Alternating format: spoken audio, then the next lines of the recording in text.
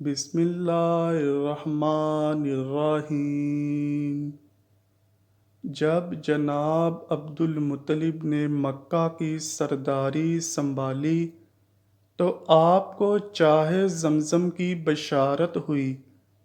چنانچہ آپ نے اپنے فرزند حارث کو اپنے ساتھ لیا اور اشارہ کی گئی جگہ سے زمین کھودنا شروع کر دی، مگر اہل مکہ کو یہ بات ایک آنکھ نہ بائی اور وہ زور دینے لگے کہ ہم بھی کھدائی میں شریک ہوں گے، مگر جناب عبد المطلب نے کہا ایسا نہیں ہو سکتا، چونکہ بشارت مجھے ملی ہے تو کھدائی بھی میری ہی ذمہ داری ہے۔ اہل مکہ نے ماننے سے انکار کیا تو معاملہ طول پکڑ گیا۔ الغرض یہ فیصلہ کیا گیا کہ کسی معتبر شخص سے اس کا فیصلہ کرایا جائے، چنانچہ اس مقصد کے لیے شام کا سفر شروع کیا گیا تاکہ وہاں کے مشہور کاہن سے اس بارے فیصلہ کرایا جائے، مگر دوران سفر قدرت کا ایک کرشمہ رونما ہوا کہ اتفاقاً صحرا میں تمام قافلے سے پانی ختم ہو گیا۔ جب سب لوگ پیاس سے تڑپنے لگے، مل کر جناب عبد المطلب سے کہنے لگے، ہم تمہارے کہنے پر اس حالت کو پہنچے ہیں اور اب تم ہی ہمارے لیے پانی کا کوئی وسیلہ بھی تلاش کرو گے۔ آپ نے ان سے کہا، یہاں رک کر مرنے سے بہتر ہے چلتے رہیں، ضرور کہیں پانی بھی میسر آ جائے گا۔ چنانچہ سب اپنی سواریوں پر سوار ہو کر چلے ہی تھے کہ حضرت عبد المطلب کی سواری کے پاؤں کے نیچے سے چشمہ جاری ہو گیا، جسے دیکھ کر اہل مکہ کے سردار دنگ رہ گئے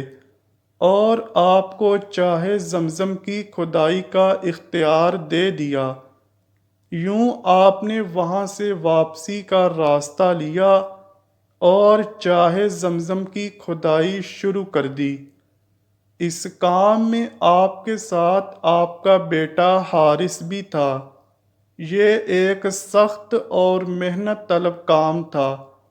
ایک دن کے جب آپ کھدائی کر رہے تھے تو آپ کو خیال ہوا کہ میرے ایک کی بجائے اگر 10 بیٹے ہوتے تو مجھے اتنی تکلیف نہ برداشت کرنا پڑتی اور وہ میرے مددگار بھی ہوتے اور معاشرے میں مجھے ایک خاص مقام حاصل ہوتا، اور ساتھ ہی آپ نے یہ نیت بھی کر لی کہ اگر اللہ پاک نے مجھے 10 بیٹے عطا کیے تو اپنے جد کریم حضرت ابراہیم علیہ السلام کی نیت کے مطابق اپنے ایک بیٹے کو راہ الہی میں قربان کر دوں گا۔ منقول ہے کہ آپ کی یہ دعا فوراً مقبول ہوئی۔ آپ نے چاہے زمزم کی کھدائی کی کامیابی کے بعد متعدد شادیاں کیں، جس کے نتیجے میں متعدد اولادیں پیدا ہوئیں، اور ان میں 10 بیٹے اور 6 بیٹیاں شامل تھیں۔ بعضوں نے 12 یا 13 بیٹے بھی لکھے ہیں۔ کہا جاتا ہے کہ سب کی ولادت معمول کے مطابق ہوتی رہی، مگر جب ولادت حضرت عبداللہ رضی اللہ تعالیٰ عنہ والد محترم رسول امت حضرت محمد صلی اللہ علیہ وآلہ وسلم ہوئی تو جناب عبد المطلب نے عجیب امور کا مشاہدہ کیا۔ منقول ہے کہ جب حضرت عبد المطلب نے فاطمہ بنت عمرو بن آر مخزومی سے شادی کی تو اس کے نتیجے میں نور مصطفی صلی اللہ علیہ وآلہ وسلم جو کہ حضرت عبد المطلب کی پیشانی میں چمک رہا تھا، وہ رحم فاطمہ بنت عمرو میں منتقل ہو گیا اور وہ جناب عبداللہ کے حمل سے مشرف ہوئیں۔ اس وقت کے اہل کتاب جو مسلسل اس تلاش و تجسس میں مشغول تھے کہ کسی طرح ان علامتوں کو تلاش کر لیا جائے جو نبی آخر الزمان صلی اللہ علیہ وآلہ وسلم کی تشریف آوری اور ولادت کا اظہار کرتی ہوں، حتیٰ کہ وہ وقت آن پہنچا کہ جب حضرت عبداللہ کی پیدائش ہو گئی تو ملک شام کے مہندس اور عالمان اہل کتاب نے ایک دوسرے کو تنبیہ کر دی کہ پیغمبر آخر الزمان صلی اللہ علیہ وآلہ وسلم کے والد بزرگوار ام القریٰ یعنی مکہ کی سرزمین پر تولد ہو چکے ہیں۔ اس کا سبب یہ تھا کہ ان لوگوں کے پاس وہ جبہ تھا جو حضرت یحییٰ علیہ السلام زیب تن فرمایا کرتے تھے، اور یہ آپ نے اس وقت بھی پہنا ہوا تھا کہ جب آپ کو شہید کیا گیا۔ کتب سماویہ کے مطالعے سے ان عالموں پر یہ بات منکشف ہوئی تھی کہ جب اس جبے پر موجود خون کے دھبے تازہ ہو جائیں گے تو یہ اس بات کی علامت ہوگی کہ نبی آخر الزمان صلی اللہ علیہ وآلہ وسلم کی ولادت بسعادت کا زمانہ قریب آ چکا ہے۔ اب جو حضرت عبداللہ کی ولادت ہوئی تو جبے پر موجود نشانات تازہ ہو گئے۔ وہ لوگ سمجھ گئے کہ یہی وہ زمانہ ہے یا زمانہ قریب ہے جب نبی آخر الزمان صلی اللہ علیہ وآلہ وسلم کا ظہور ہونے والا ہے۔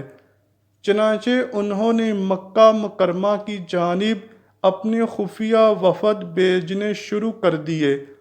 تاکہ اس شخص کو تلاش کیا جا سکے جس کی پیشانی میں نور محمدی صلی اللہ علیہ وآلہ وسلم چمک رہا ہے، مگر جتنی بار بھی وہ اس مقصد کے لیے آئے ہر بار نامراد ہی واپس لوٹے، اور اللہ پاک نے جناب عبداللہ کو ان کے شر سے محفوظ رکھا۔ یوں آپ اللہ پاک کی حفاظت میں پرورش پاتے رہے۔ منقول ہے کہ ایک مرتبہ جناب عبداللہ نے اپنے والد کو بتایا کہ جب کبھی میں بطحائے مکہ اور کوہ بصیرہ کی طرف جاتا ہوں میری پشت سے نور چمکتا دمکتا ظاہر ہوتا ہے۔ وہ نور دو حصوں میں تقسیم ہو کر مشرق و مغرب کی طرف جاتا ہے، پھر اکٹھا ہو کر ابر پارہ کی شکل اختیار کر کے میرے اوپر سایہ فگن ہو جاتا ہے۔ پھر میں دیکھتا ہوں کہ آسمان کے دروازے کھلتے ہیں تو یہ نور آسمان کی طرف اٹھتا ہے اور پھر واپس آ کر میری پشت میں سما جاتا ہے۔ اور ایک مرتبہ آپ نے بتایا کہ میں جب زمین پر بیٹھتا ہوں تو زمین سے آواز آتی ہے، اے شخص جس کی پشت میں نور محمدی صلی اللہ علیہ وآلہ وسلم امانت ہے، آپ پر سلامتی ہو۔ حتیٰ کہ حضرت عبداللہ سن بلوغت کو پہنچے تو صورت و سیرت میں منفرد تھے اور قریش میں کوئی آپ کے ہم پلہ نہ تھا۔ آپ کے حسن و جمال کا یہ عالم تھا کہ مکہ کے رؤساء و سلاطین نے متعدد بار جناب عبد المطلب سے درخواست کی کہ آپ اپنے صاحبزادے عبداللہ کی شادی ہماری بیٹی سے کر دیں۔ مورخین نے آپ کی ایک اور یہ خصوصیت بیان کی ہے کہ جب کبھی آپ مجبوراً بت خانہ چلے جاتے تو بتوں سے آواز سنائی دیتی، اے عبداللہ تمہاری پیشانی میں نور محمدی صلی اللہ علیہ وآلہ وسلم جگمگا رہا ہے، تم ہمارے قریب مت آنا۔ حتیٰ کہ آپ کی پیدائش سے لے کر نور محمدی صلی اللہ علیہ وآلہ وسلم سیدہ آمنہ تفویض ہونے تک ایسی متعدد روایات ہیں جو آپ کے فضائل و کمالات بیان کرتی ہیں، اور اس کی وجہ صرف ایک ہی تھی کہ آپ اس نور مجسم کے والد بزرگوار ہیں کہ جن کی برکت سے ظلم و جہالت کے بادل چھٹ گئے۔ دعا ہے اللہ پاک ان کی مرکت پر کروڑوں رحمتوں کا نزول فرمائے اور ان کے صاحبزادہ عالی مرتبت حضرت محمد صلی اللہ علیہ وآلہ وسلم کی برکت سے ہمارے دلوں کو نور ایمان سے منور فرمائے، آمین یا رب العالمین۔ امید کرتا ہوں کہ آپ کو ویڈیو ضرور پسند آئی ہوگی۔ اگر ویڈیو پسند آئی ہے تو ویڈیو کو لائک کیجئے، شیئر کیجئے اور چینل کو لازمی سبسکرائب کیجئے۔ کمنٹ سیکشن میں اپنی رائے کا اظہار بھی ضرور کیجئے گا۔ ملتے ہیں اگلی ویڈیو میں، تب تک کے لیے اللہ حافظ۔